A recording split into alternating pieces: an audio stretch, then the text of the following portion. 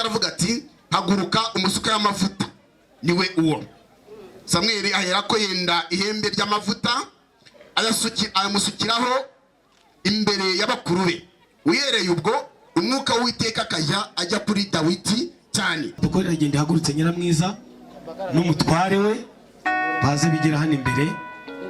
Bigira hino upfukame gutya hano, bigira hino kugira ngo Jivency nawe abone aho apfukama, nawe apfukame inyuma ye.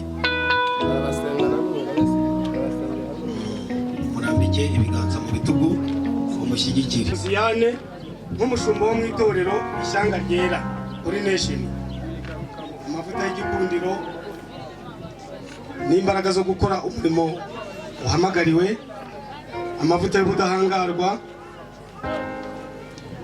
no kwihangana mu murimo uhamagariwe, amavuta y'icyubahiro no kubaha abusanze mu murimo w'Imana, amavuta y'iterambere ryo mu mwuka n'iterambere rusange ry'urugo rwawe, amavuta y'ivugabutumwa riboneye ryo kugera ikirenge mu cy'umwami wacu Yesu Kristo.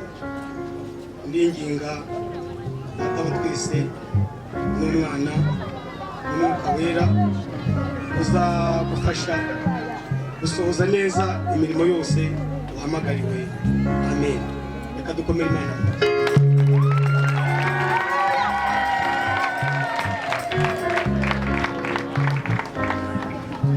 Mushize hejuru ubushobozi bwose, mushize hejuru ya buri kintu cyose Uwiteka Mwami Imana, ngo nk'uko wicwaje mu ijuru Mwami mu izina rya Yesu ugahabwa ubutware bwose. Data Uwiteka Mana nyir'ingabo, nanjye ndasenga Mwami mu izina rya Yesu, imbaraga zawe zimumanukire, amavuta adasanzwe mu izina rya Yesu. Data Uwiteka Mana ishoboye byose Papa, umukoresha ibitangaza, amavuta y'ibitangaza mu izina rya Yesu Kristo. Mwami Mana ishoboye byose gutoza, nta nubwo wabiduteye kubera ko ibyo dukora byose wahuye nabyo. Izina ry'Imana rihabwa icyubahiro.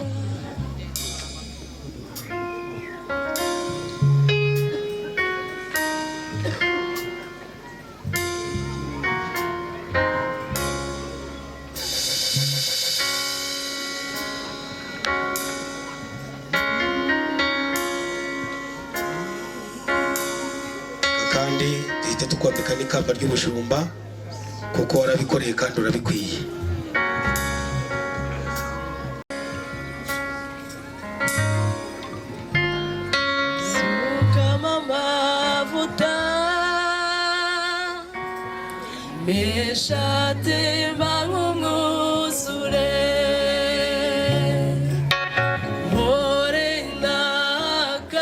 Reka kandi tuguhe n'intwaro. Mwumvise ko n'umukozi w'Imana yababwiye ko iyi ari intwaro ikomeye.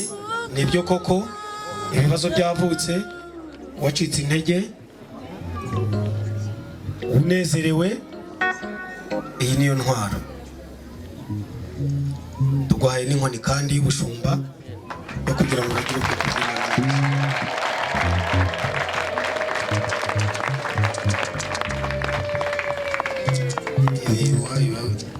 hereza umutware wawe bagufashije.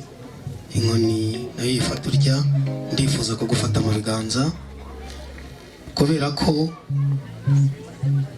wumviye, mwatuyeho kumvirwa, kubera ko ishishije bugufi ukubaha itorero ry'Imana n'abakozi bayo, mwatuyeho kugira ngo nawe uzumvirwe. Kandi kubera ko watwubashye, nanjye nkwatuyeho kugira ngo uzubahwe aho uzakandagira hose. Kubera ko wakunze itorero ry'Imana ugakunda n'abashumba bawe, nawe nkwatuyeho igikundiro kidasanzwe. Nawe nk'uko wabigenje, abo uzayobora bazakubahe kandi bazagukunda nk'uko udukunda. Mu izina rya Yesu, amen. Reka dukomere Imana mu mashyi. Irembo ryera TV, Irembo ryera TV.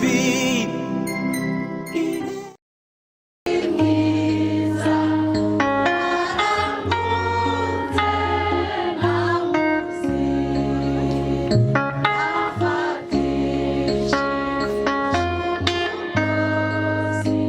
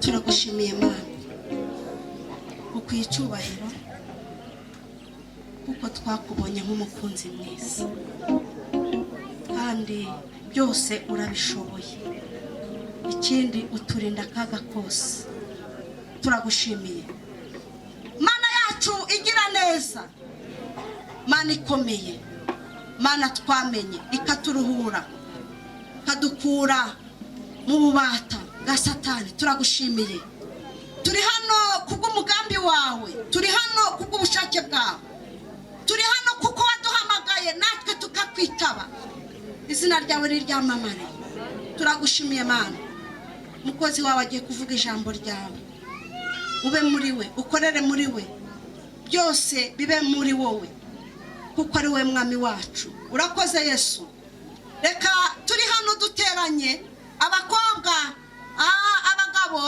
abana bato tugukomera amashyi n'impundu kuko ari wowe mwami izina ryawe urakoze kuko byose ubishobora mu izina rya Yesu Kristo amen.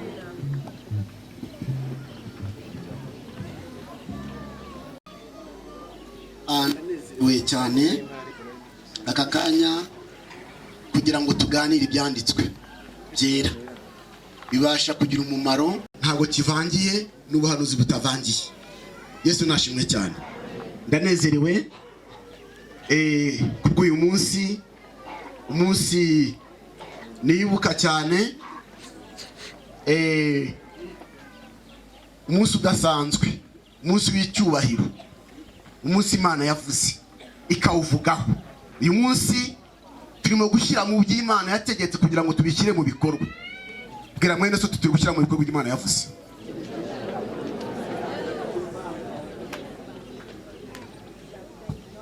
Nako tatola elonga Haleluya nako tatola elonga Haleluya ko tatola elonga Haleluya nako tatola Haleluya ko kumisa masiya Haleluya nako kumisa masiya Haleluya ko tatola elonga Haleluya nako tatola elonga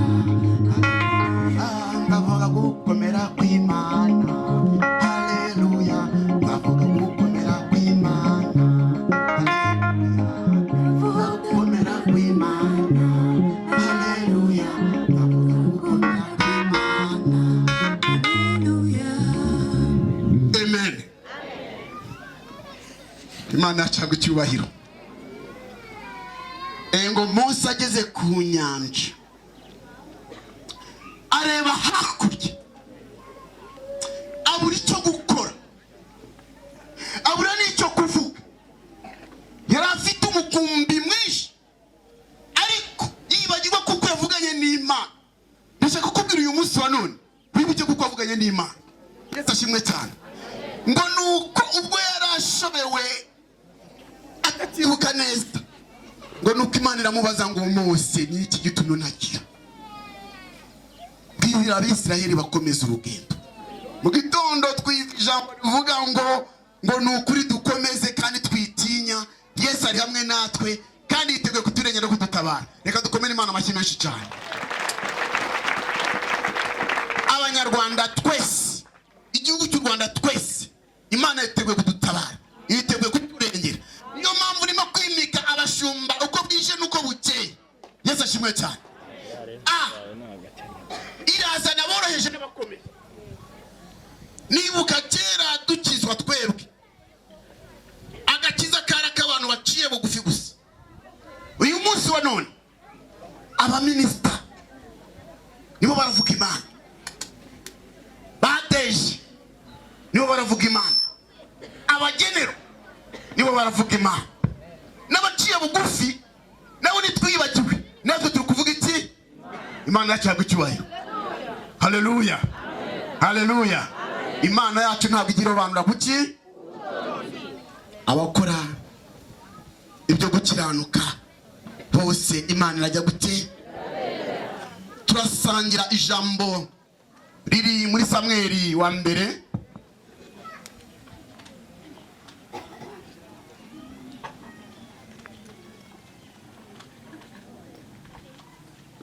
ibice bya 16.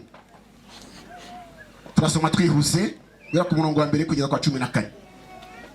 Samweli atoranya Dawidi ngo abe umwami. Bukeye Uwiteka abaza Samweli ati, uzagezayo kuririra Sawuli, kandi nanze ko aba umwami wa Isiraheli. Uzuza ihembe ryawe amavuta, gutume kuri Sawuli i Betelehemu, kuko niboreye umwami mu bahungu be. Samweli arabaza ati, nagenda ne ko Sawuli nabyumva azanyica? Uwiteka aramusubiza ati, jyana inyana y'ishashi, nugerayo uvuga uti, nzanywe no gutambira Uwiteka igitambo. Maze uhamagare Yesayi aze ku gitambo, nanjye nzakwereka uko uzabigenza. Uzansukira amavuta ko nzakubwira. Nuko Samweli akora uko Uwiteka avuze, ajya i Betelehemu. Agezeyo abatware b'umudugudu baza kumusanganira bahinda umushyitsi. Baramubaza bati, mbese uzanywe n'amahoro? Ati, ni amahoro. Nzanywe no gutambira Uwiteka igitambo. Nimwiyeze muze tujyane ku gitambo. Uyu munsi namwe mwiyeze kugira ngo dutambire Imana ishimwe. Kandi yeza Yesaya n'abahungu be, abahagarara kuza ku gitambo, ahamagara kuza ku gitambo. Nuko basohoye aho yitegereza, Eliya barabubwira ati, nukuri Uwiteka yimikisha amavuta nguyu imbere ye. Ariko Uwiteka abwira Samweli ati, nurebe mu maso he cyangwa ikirere cye ko ari kirekire, namugaye, kuko Uwiteka atareba nk'uko abantu bareba. Abantu bareba ubwiza bugaragara, ariko Uwiteka we areba mu mutima. Yesaya aherako ahamagara Abinadamu amumurikira Samweli. Samweli aravuga ati, uyu nawe siwe Uwiteka yatoranije. Yesaya arongera amurikira Shama. Nabwo Samweli aravuga ati, uyu nawe siwe Uwiteka yatoranije. Byari bikomeye cyane. Nuko Yesaya amurikira Samweli abahungu be 7. Maze Samweli abwira Yesaya ati, abasi Uwiteka yatoranije. Samweli abaza Yesaya ati, abana bawe bose nabo? Aramusubiza ati, hasigaye agahererezi, ariko karagiye intama. Hasigaye agahererezi, ariko karagiye intama. Nta nubwo kazwi, kwibera mu ntama, nta nshuti kagira. Yesu ashimwe cyane. Samweli abwira Yesaya ati, mutumire bamuzane, kuko tutari buje kurya ataraza. Nuko aramutumira, amujyana mu nzu. Yari umuhungu w'inzobe ufite uburanga kandi w'igikundiro. Uwiteka aravuga ati, haguruka umusuka y'amavuta, niwe uwo. Samweli aherako yenda ihembe ry'amavuta, ayamusukiraho imbere y'abakuru be. Uhereye ubwo umwuka w'Uwiteka akajya ajya kuri Dawidi cyane. Nuko Samweli arahaguruka asubira i Rama. Mwari mu ngwino wikanga cyane ihute. Yesu ashimwe cyane. Mwakire neza ijambo ry'Imana. Mwarimu nawe agiye kudusomera mwihuse muri Timoteyo wa mbere ibice 3 bihute umurongo wa mbere ugeze kwa 14.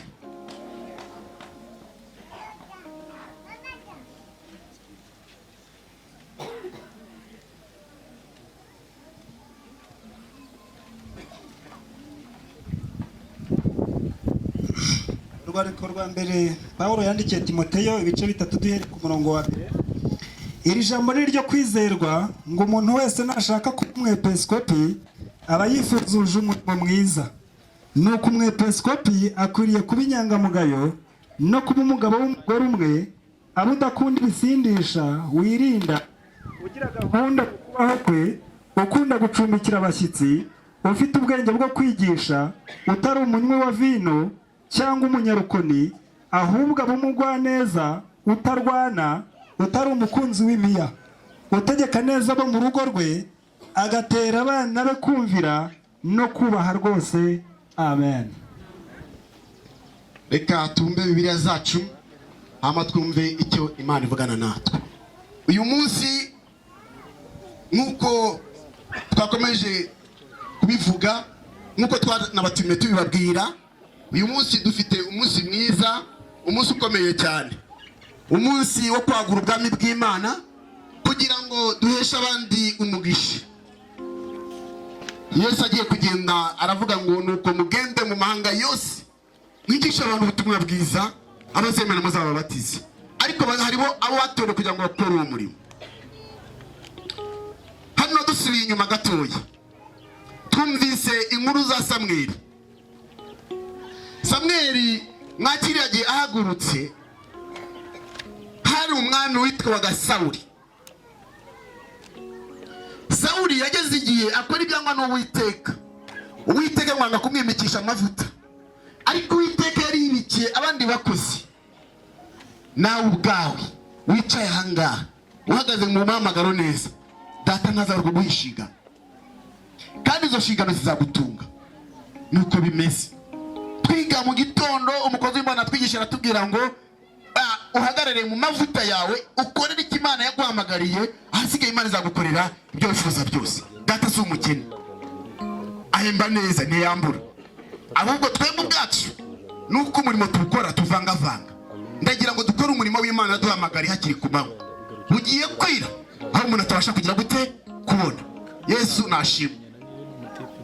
Hano tubonye inkuru y'umugabo witwa Samweli. Samweli yageze igihe ngo nuko Imana igeze igihe ibona kuko hari igihe abantu bakwiye kuva mu kurindagizwa ndetse bakarengerwa, kandi hari abantu bagomba kurengera abandi uko byagenda kose. Niyo mpamvu twicaye hano tuje gushyigikira mushiki wacu, nuko hari abantu bagomba kurengera abandi. Yesu ashimwe cyane. Dawidi twumvise ntabwo yarazwi, ariko Imana yo kabyara. Ngiye uhagaze hano mbabwiye amateka yanjye, mwakumva ko ntagara mvuga ubutumwa bwiza, ariko data wo mu ijuru yaranyemereye. Mungu asifiwe sana. Yaranyemereye ngo mvuge ubutumwa bwiza. Haleluya. Yesu nashimwe. Igihe kiragera ngo nuko Imana ihagurutse umukozi w'Imana Samweli, nkuko yaduhagurukije natwe ngo tugende. Ariko ihagurukije Samweli imutuma kuri Sawuli, kandi Sawuli baramutinyaga cyane.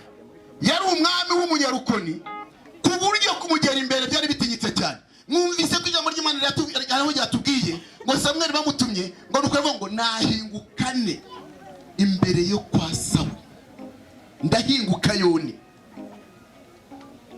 Ariko Imana yabyemeye ibasha kudukandagiza tutagombaga gukandagira. Ngo amen. Imana yabyemeye itugariza ibyo tutagombaga gukora tukabikora mu izina rya Yesu. Ugakiza abarwayi nta kintu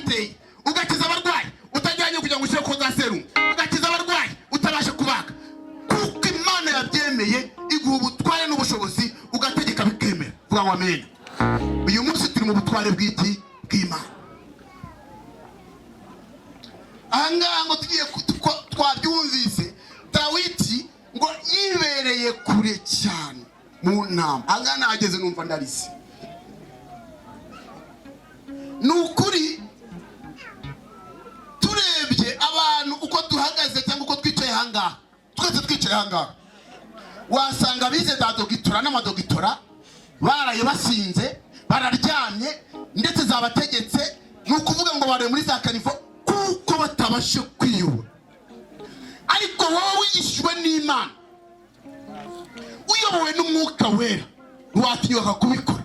Ariko kuko afite dogitora, yabuze ubwenge bw'Imana, ntiyabarwa n'Umwuka Wera, atwarwa n'isi. Ariko biba byiza iyo wize dogitora ukiga na dogitora y'Imana. Haleluya. Abize uyu munsi wa none, reka twige ariko tuyoborwe n'Imana. Iyo kwiga kwawe kwiyongeyeho kuyoborwa n'Imana biba byiza cyane. Ngo nuko bageze kwa Samweli, nta n'ikindi bagombaga gukora, ngo barebaga abasore b'ibihagararo, abasore banini beza, babanza kuzana uwa mbere, kuko buriya ni wese yakundaga, niwe yarebaga akavuga ati uyu nguyu agomba kuba umwana. Ndavuga ati oya, ayiwe n'Umwuka Wera ati oya. Azana uwa kabiri, azana uwa gatatu, azana uwa kane, azana uwa gatanu, azana uwa gatandatu. Nukuvuga ngo ibirori byose byari byateguwe, bari bavuze ngo fini termine, tubirangize dutaye. Uwo bagomba gusaba cyangwa se uwo bagomba gukwa, uwo bagomba kwimikira amavuta yari amaze kubura. Ndetse ari ahantu Samweli agomba kubagira n'ibibazo, yateranyije abantu b'abandi barimo kuzana abo bashaka. Ni nkuko bazanga mu ishyanga ryera ukaba unyereza gukora ibi ngibi, umushumba akavuga ati njye simbishaka, kuko uko yashatse kuyobora nimunyuranya no kuyobora kwe ntabwo biravamo. None Samweli arageze mu rugo rw'abandi, yateguye abantu ngo baze batambire Imana igitambo kuko ari amahoro, kandi bagomba gusuka abana amavuta, abo bamwereta akabanga. Atangiye gutegeka, ariko si we wategekaga, Imana yari muri we niyo yategekaga. Vuga ngo amen. Haleluya. Imana yari muri we niyo bashaka gutegeka, ikabasha no gucisha bugufi nde. Haleluya. Ngo nuko aramubwira ati ariko reka nkubaze, wowe nta rwo ujya usenga, nta n'ubwo ujya werekwa, nibuze mu bana bawe haraba baciye se, hari abana bawe utakibuka, hari abo utabyaye bose. Undi aramubwira ati reka nkubwize ukuri, ariwo nitaho, yibera mu ntamiyo, anukurutamatama, nuko nguko bimeze. Haleluya. Uwo nguwo niwo Yesu ashaka, uwo ndatekereza, wa wundi muhora mushimanira inzara, uwo nguwo niwo Yesu ashaka. Uyu munsi wa none ndakubwira ngo nawe Yesu aragushaka kugira ngo agikuriye igikoresho cyawe. Haleluya. Haleluya. Nta muntu n'umwe wavuze kuzaba pastori, ariko nuko ibyo gukiranuka ugakora ibyo Imana ishaka uzabayo mu izina. Nta muntu wavuze kugira ngo azabe umuririmbyi, ariko niba ukora ibyo Imana ishaka ugahagarara mu hamagara uzaba umuririmbyi mu izina. Niba waravutse ukumva uri mu muhamagaro, ntabwo ugize uvuke kuzaba umudiyakoni, ariko kuko harimo kubibona uzaba umudiyakoni mu izina rya Yesu. Haleluya. Nuko aramubwira ati genda ukazana ko ngako utemera. Ngo ahageze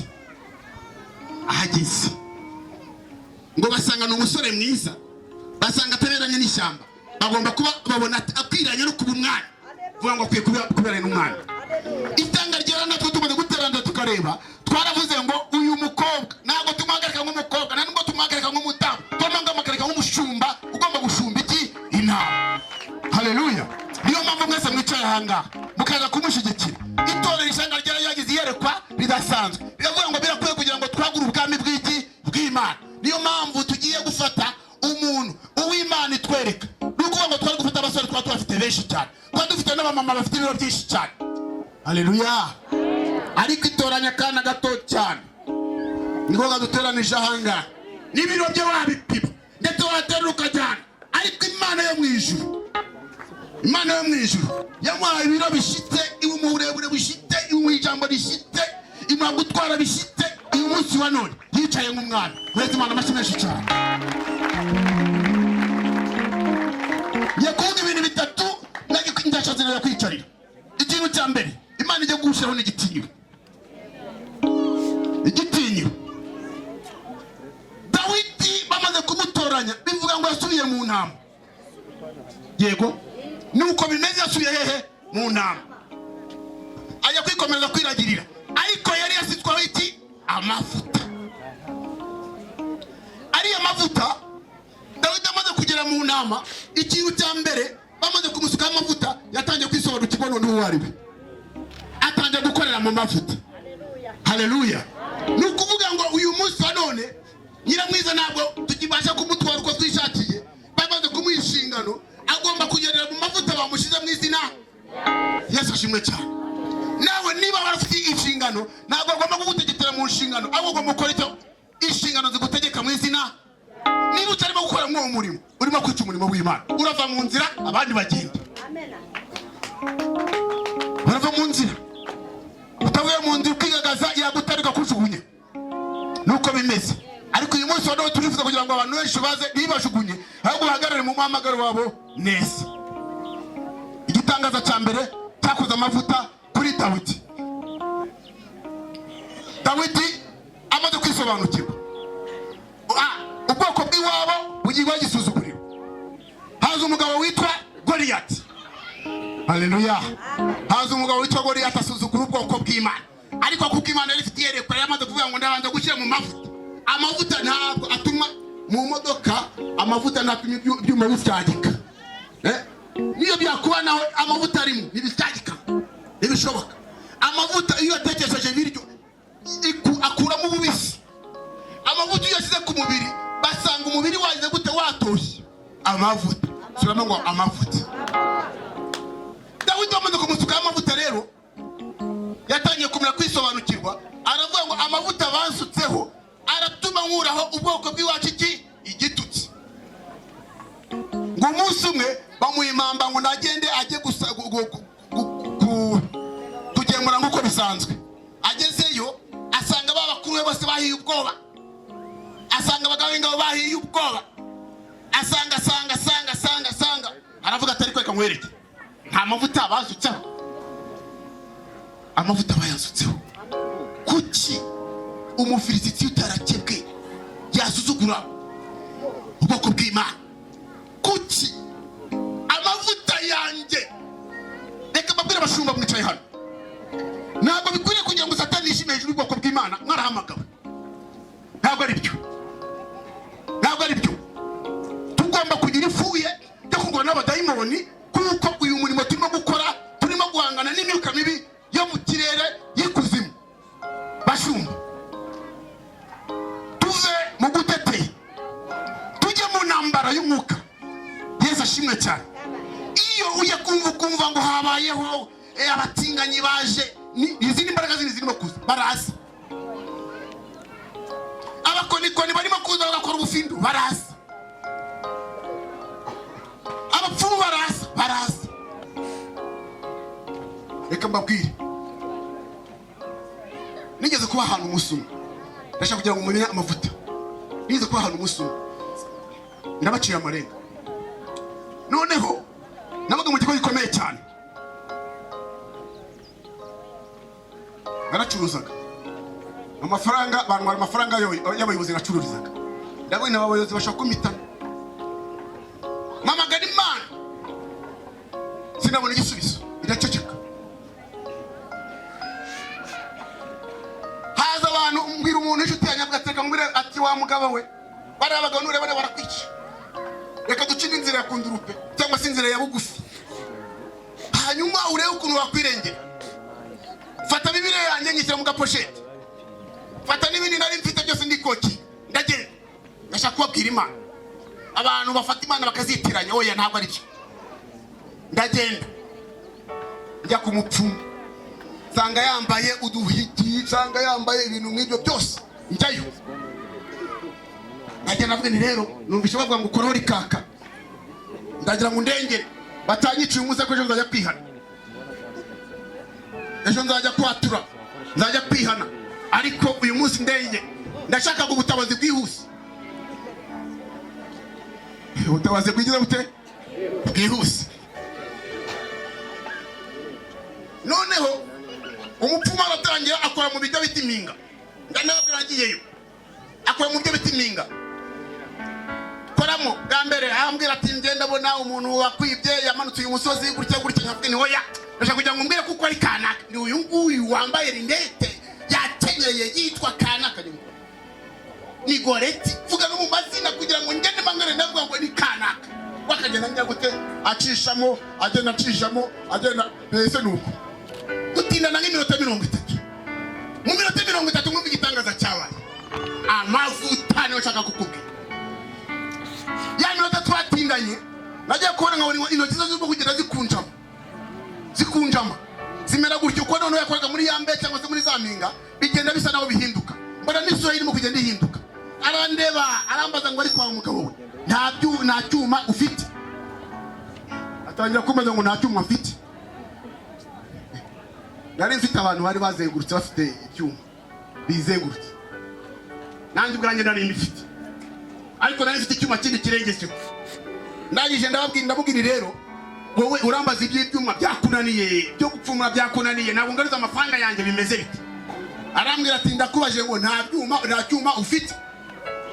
Ngeze aho namubwira rero umutima ukubita muhito numva ijwi rimbwira ngo Bibiliya ni inkota icyaye cyane ni inkota ya mugi abiri inguranye umwuka n'umusokoro. Haleluya.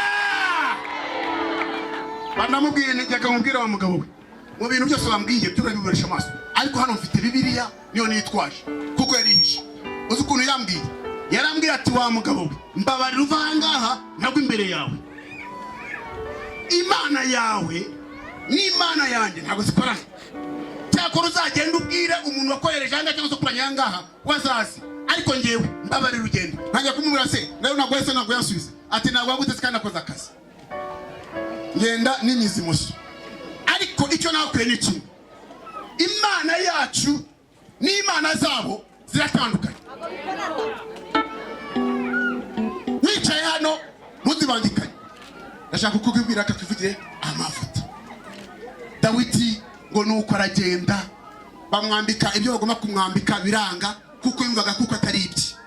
Jigendana wambare umwenda Imana yagushyizemo uca kwitira umwenda w'abandi. Hari uko Imana yakurengera utambaye iby'abandi. Nubona ari kugenda gutya utiranye ngenda gutya. Nubona agenda gutya nawe ugenda gutya. Oya. Cyane uko imbaraga zawe zingana karuye uko Imana guhamagaye. Haleluya. Dawidi nuko byamugendekiye. Dawidi aragenda ku rugamba yica Goliyati baramugabira. Ariko ngo amaze kwica Goliyati umwami niyashirwa agashaka no kujya gute kumuhiga ku gice cyo cya 24 niho nabonye ko amavuta adasukirwa. Ndashaka kubabwira mu maso y'aba bantu bose niba muzi ko umuntu wamusuta amavuta ntukajye gupfa kumutunga ututi ko wishakiye. Dawidi wagezaho ngo baramuhiga ariko ngo igihe kigeze ngo ageze umwenda cyangwa se ikinyita cyo muhiga gasawe ngo ariko waramubwira ngo ariko wamwisha akafa. Ndavuga ati sinshobora guhangara gutunga urutoki wasizwe iki amavuta. Ndashaka kubabwira ubwoko bw'Imana ngicaye ahangaha muranezerewe ariko tukimara kumusuka amavuta ntuzibeshye ngo umutunga urutoki uzabura gutunga mu mboni y'ijisho ry'Imana. Ntuzamugambanira uzabura kwigambanira. Nuzagira icyo umwifuzaho aho uzagenda akugira inama kuko ariho umwuka w'Imana. Dusimbutse mu bya muri Timoteyo wa mbere hatubwiye uburyo ki ngo iyo wifuje kuba umwepiskopi n'umupastori ngo wifuje umurimo mwiza ngo ariko ngo uwo murimo ugomba kuwukora wigengesera ugenda neza ubana n'abantu bose amahoro uzi kuyobora urugo rwawe neza. Uwo niwe mwepiskopi dushaka. Sinzi rero Nyiramwiza nawe arabyumva. Uwo niwe dushaka. Ubana n'umugabo wawe neza, ubana n'abana neza, ushumbiza intama zawe neza. Abashumba bagiye kugusuka amavuta ububaha. Hari igihe tubasuka amavuta ugasanga mutangiye kuzamura intugu. Ntabwo ari byo, ahubwo ugendera mu mavuta y'abashumba bagushumbye. Bibiliya ni kwivuga, Dawidi bivuga neza cyane ngo turigira kubirega ibyo batubanjirije. Yesu ashimwe cyane. Ndakeka kuko uyu munsi wa none nuko n'abadiyakoni nabo nuko bakwiye kuba bitonda. Mwicaye mu bitugu byacu muje kudufasha umurimo, mugomba kuba bitonda. Ufite umugabo umwe cyangwa se umugore umwe, ukunda kuyobora neza mu rugo rwawe neza, ukunda kwiyigisha, utari umunyarukoni, utari umushinzi. Bese niko Bibiliya irimo kutubwira. Bashumba rero, Imana yatoranije, ndabinginga kugira ngo muhagarare mu muhamagaro wanyu neza. Abakozi b'Imana mwari kudushigikira, ndagira ngo uyu munsi wa none ntuzibagirane mu mateka kugira ngo uzavuge ngo twimitse umushumba. Ndagira ngo mbabwire ngo amavuta mugiye gutunga ibiganza kugira ngo mufashe umushumba kugira ngo ayakoze ku mukozi w'Imana, ayo mavuta aba amavuta y'umumaro kandi azarwara intambara zose. Ibisigaye Imana uduhana umugisha. Murakoze. kugira ngo umuhango ubashe kugenda neza.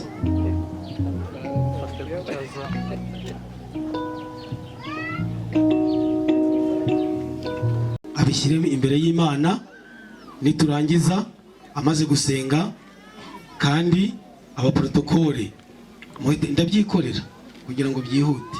Yesu nashimwe. Buriya ibintu biri generali bya hano byose mba mbizi, niyo mpamvu intindije gahunda byose byagenda nabi. Numara gusenga protokole iragenda ihagurutse Nyiramwiza n'umutware we baze bigira hano imbere, nuko dukomeze gahunda. Ni karibu. Haleluya. Reka dusenge twese, kadusenyera umukozi w'Imana. Kristo wa Nazareti, ndatura ubutware papa, ndatura imbaraga nshya mu izina rya Yesu Kristo. Mwami Imana ushoboye byose papa, imbaraga zidasanzwe data, reka nukuri data Uwiteka ibyari byarananiranwe imbere ye byose bikurweho mu izina rya Yesu. Data Uwiteka Mana ishoboye byose, data reka wigaragaze, reka imbaraga zawe zigaragare mwami aka kanya muri uyu muhango Uwiteka. Mwami Imana ushoboye byose, icyo dusenye kandi dukuyeho n'imbaraga z'umwanzi zose mu izina rya Yesu. Data Uwiteka akanwa kose data Uwiteka katavuga neza turagafunze mu izina rya Yesu Kristo wa Nazareti. Mwami Imana ushoboye byose, ntabari twe papa, ntabari twe muri uyu muhango data Uwiteka. Mwami Imana ushoboye byose, ugaragare nk'Imana papa, ukora ubushake bwawe. Mwami Imana ushoboye byose, natwe turi hano Uwiteka Mana data Uwiteka, wongere kutwuzuza, wongere kudukoraho ngo tujye n'amahanga yose. Mwami Imana ushoboye byose, tuvuga ubutumwa bwiza. Ni ukuri data ndatura ngo hagiye kujya mwami nawe abyare. Mwami Imana ushoboye byose data, kubw'imbaraga zawe muri wowe nta kizatunanira, muri wowe byose birashoboka Yesu. Turizera kuko Mwami Imana ushoboye byose, icyo wagambiriye kigiye gusohora aka kanya. Dusabye nizeye mu izina rya Yesu Kristo. Amina. Amen. Igira hino upfukame gutya hano, igira hino kugira ngo Jivezi nawe abone aho apfukama, nawe pfukame inyuma ye. Murambike ibiganza mu bitugu umushyigikire.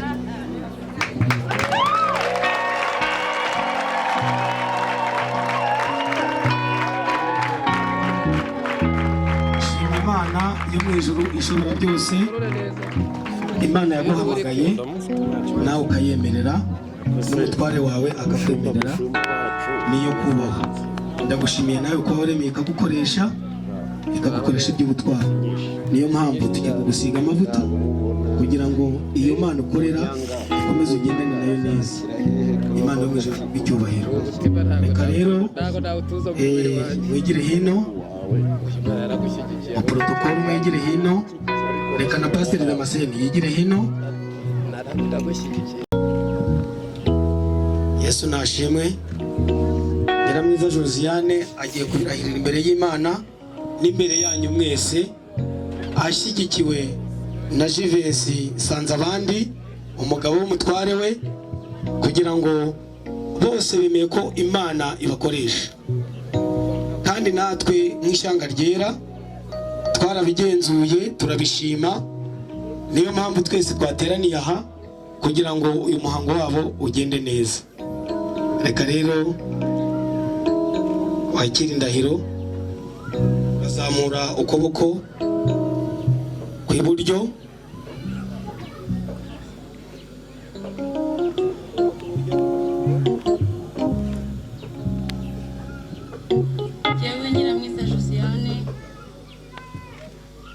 maze kugisha umutima inama, nemeye izina ishyanga ryera, nemeye gatoya ngufashe, uravuga uti ngewe Nyiramwiza Josiane, uretse uraza kubyisomera. Maze kugisha umutima inama, nemeye izi nshingano mpawe n'itorero ishyanga ryera HUMURIZA, kandi nakiriye imirimo yose ijyanye nazo kubw'icyizere nagiriwe n'itorero no kubwo gutoranwa n'Imana ngo mpabwe inshingano zo kuyikorera, kubwo kuzikurikira, kubwo kuzakira, nanjye bihamishije iyi ndahiro. Ugenda uti nemereye imbere y'Imana n'imbere y'itorero ryayo, itorero n'ishyanga ryera, kuzakoresha neza inshingano mpawe uko imbaraga zanjye zose zingana, nkurikije ibyanditswe byera. Nzakurikiza kandi nzitondera imyemerere, gahunda n'amabwiriza by'itorero ishyanga ryera HUMURIZA, amategeko y'inteko rusange n'ay'inama nkuru y'umuryango ishyanga ryera. Nzakorera mu bukiranutsi, mu bwitange, mu bupfura, mu rukundo rw'Imana imirimo yose indeba. Nurangiza uvugire ko wizeye ko yaguhamagaye kandi kanagutoranya izabigufasha. Ubundi tuguha amashyi menshi cyane, sibyo? Kandi witonde nta kibazo.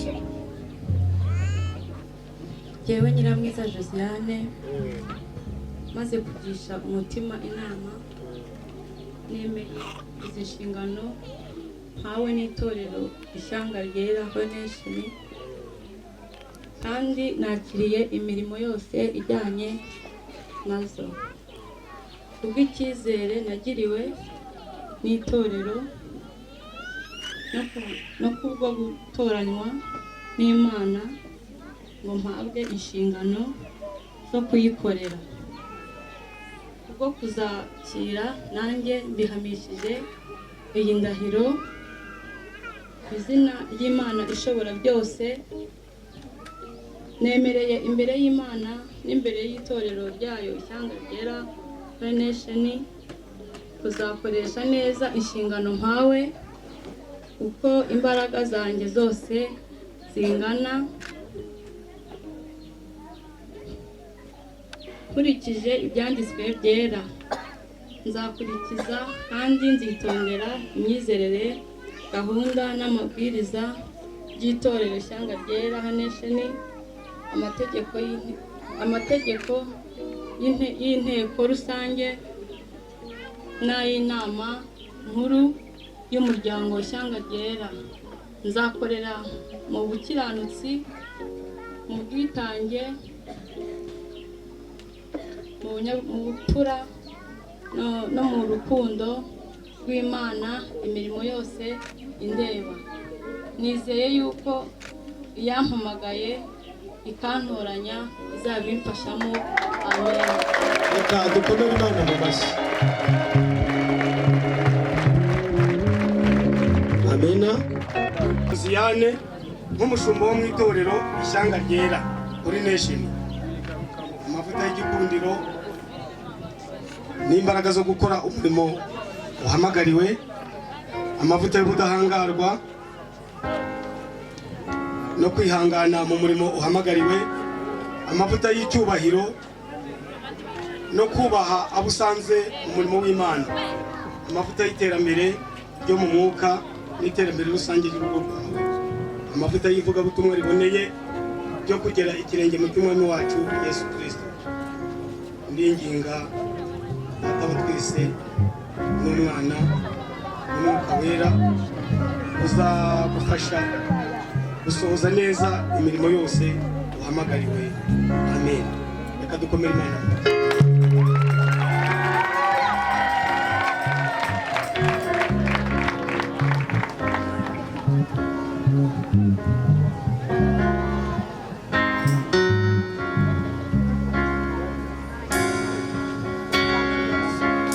reka duhamagare mama Keti yayigire hino kugira ngo atihore mu muhango wo gusengera nyina mwiza Josiane.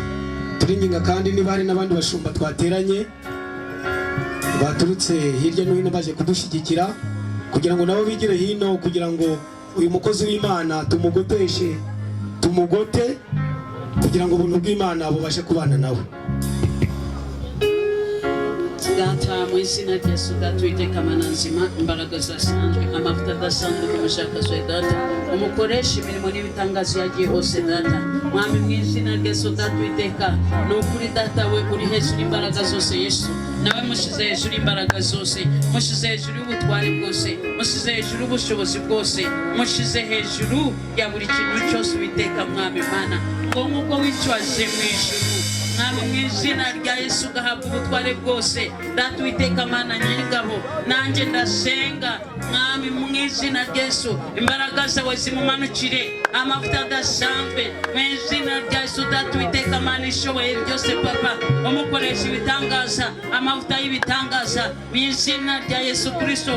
Mwami Mana ishoboye byose, imbaraga nshaka ubuzima bwe, amavuta Mwami mu izina rya Yesu, ndatuye mu izina rya Yesu, ndatura imbaraga nshaka ubuzima bwawe, ndatura umuriro, imbaraga z'umuriro, imbaraga z'umuriro, imbaraga z'umuriro, aho uzagera hose uzatwike mu izina rya Yesu Kristo. Bible that paso tenendo de fire. The title for the time. She died for Bible there fire. Izina rya Yesu Kristo. Muriro w'Imana no kuzenguruke. Imbaraga zidasanzwe reka zikumanukire mu izina rya Yesu Kristo. Ahazamutse n'ahamanutse hose Uwiteka azabane nawe mu izina rya Yesu Kristo. Ndaturiyerekwa risha, ndaturishyurwa risha mu ijambo mu izina rya Yesu Kristo. Mana w'imbaraga, Mana w'imbabazi, Mana y'ubutware mu izina rya Yesu Kristo. Data Uwiteka ndamutwara Mwami Mana mu mbaraga zawe zisumba izindi Papa. Mwami Mana ushoboye byose, ndatura Papa amahanga kuzahura mu izina rya Yesu. Reka amahanga ze inyenyeri yawe yake, inyenyeri yawe yongere kwaka mu izina rya Yesu Kristo. Inyenyeri yawe ni yake, inyenyeri yawe ni yake mu izina rya Yesu Kristo. Inyenyeri yawe yake, amaso yongere kubona, amatwi yawe yongere kumva. Yobote totinendo de shodetaya. Mwami mu izina rya Yesu Kristo, Mwami kazi Bible byava mu bwami lotinendo de shodetaya. Fire Bible byava sotinendo de Mwami mu izina rya Yesu Kristo, Bible byava sotinendo de Inkoni yawe irindwe mu izina rya Yesu Kristo. Mwami Mana ushoboye byose, aya maguru nabohoke, ndatura kugenda amahanga mu izina rya Yesu. Mwami Mana ushoboye byose Data, kora ibikuru ku buzima bwe, kora iby'imbaraga. Mwami Mana ushoboye byose, natuye connection y'ijuru ku buzima bwawe, ndatura connection mu izina rya Yesu Kristo. Reka connection yawe izahoreho mu izina rya Yesu. Data Uwiteka Mwami Mana ushoboye byose Papa, ubutunzi buhishwe ndabwatura ku buzima bwawe, ndatura ubutunzi bw'umubiri, ndatura ubutunzi bw'umwuka, ubwo butunzi buhishwe Mwami mu izina rya Yesu Kristo. Ubwiza bw'Imana ndatura ubutware mu kanwa kawe. Bible byafashe kinezo bya Mana uri Imana igira neza, Mana uri Imana ikomeye. Bible byafashe kinezo bya ukuzaca bugufi, Uwiteka azakomeza kugushyira hejuru no kukuzamura, azakurwana intambara zose zineza utazi. Bible byafashe kinezo bya Mwami Mana usumba byose, ndagushimye, ndaguhimbaje. Urakoze Mana y'imbaraga, urakoze Mana yo kwizerwa. Mwami Mana cyubahiro kibi cyawe Data, mu izina rya Yesu Kristo, amen. Reka dukomere Imana mu mashyi. Izi mikoro byageze kusongera ariko zirimo ziratuvura. Amina. Reka nikore nanone yegere hino. Yesu nashimwe. Reka babe bahagurutse, izindi gahunda tuzikore bahagaze. Yego.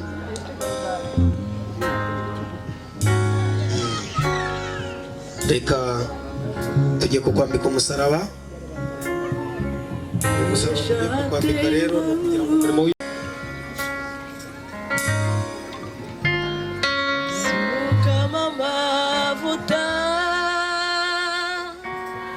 meshatemba nk'umwuzure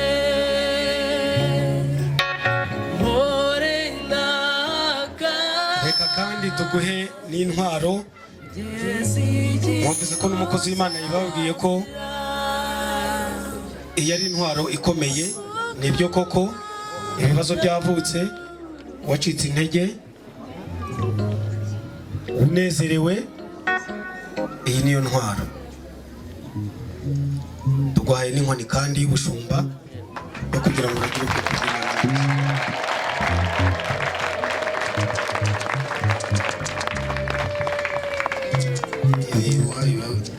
hereza umutware wawe agufashije inkoni nayo yifata urya. Ndifuza ko gufata mu biganza kubera ko wumviye, mwatuyeho kumvirwa, kubera ko yishishije bugufi ukubaha itorero ry'Imana n'abakozi bayo, mwatuyeho kugira ngo nawe uzumvirwe. Kandi kubera ko watwubashye, nanjye nkwatuyeho kugira ngo uzubahwe aho uzakandagira hose.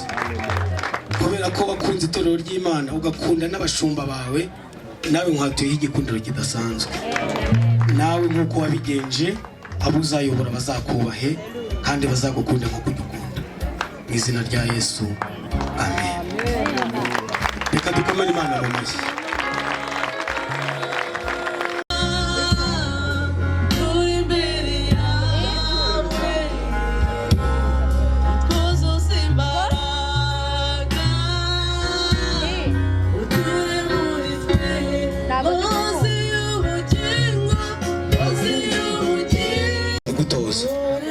Nta nubwo wabiduteye, kubera ko ibyo dukora byose wahuye nabyo.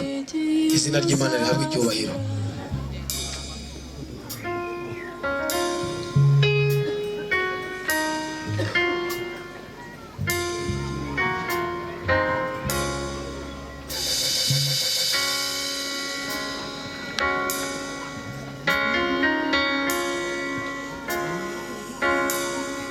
Kandi duhita tukwambika n'ikamba ry'ubushumba kuko warabikoreye kandi urabikwiye.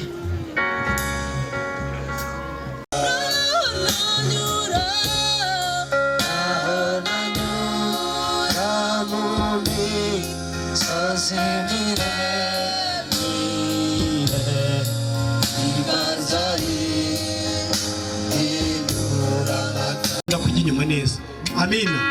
Ndakeka ko nta confusion igihari. Noneho Pastor Damascene nibazaniye amavuta hino uyakoze mu mperezo, buri muntu wese ugende umusiga mu gahanga.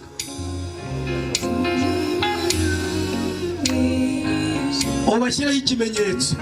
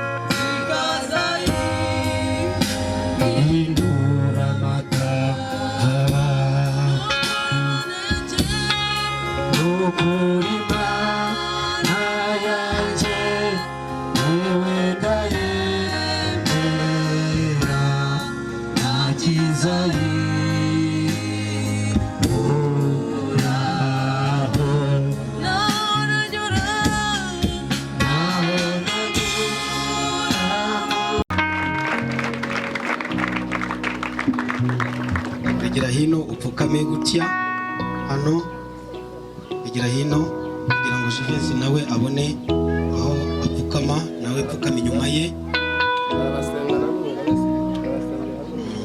Murambike ibiganza mu bitugu umushyigikire.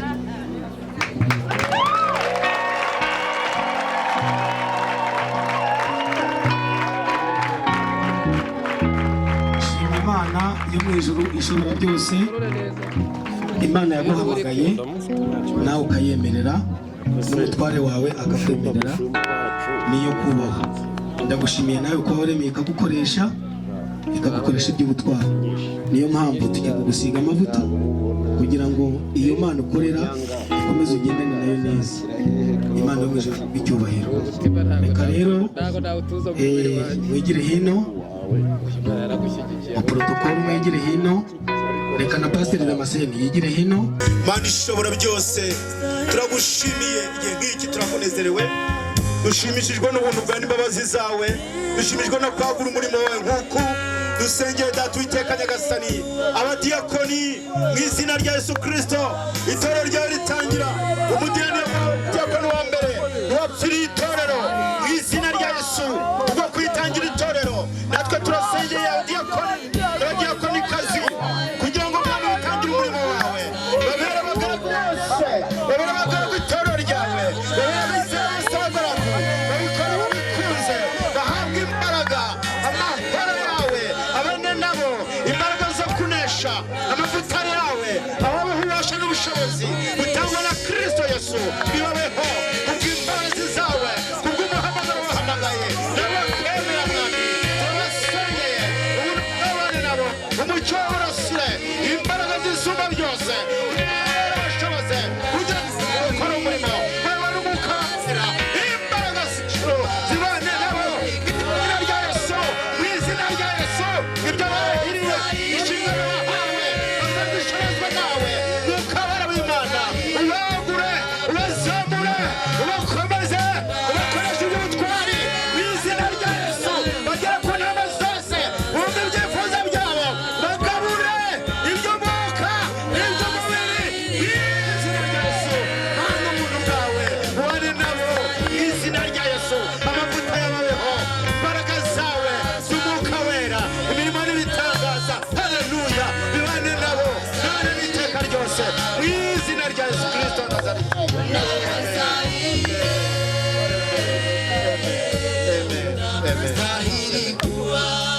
Reka kandi abashumba babakore mu biganza babashimira. Warakoze kumvira Uwiteka, warakoze kumvira Uwiteka, warakoze kwemera ugatoranywa, warakoze kubw'umuhamagaro Imana yaguhaye, warakoze, Ishimwe ni ryawe, ishimwe ni ryawe, ishimwe ni ryawe, ishimwe ni ryawe, oh ishimwe ni ryawe, ishimwe ni ryawe, ishimwe ni ryawe, yes ishimwe ni ryawe, ishimwe ni ryawe, mukomeze mubashimire. Umushumba wese wageza ashimira ubwoko bw'Imana. ishimwe ni ryawe, ishimwe ni ryawe, ibihe byose Yesu, ishimwe ni ryawe, ishimwe ni ryawe, oh ishimwe ni ryawe, aho nanyura mu misozi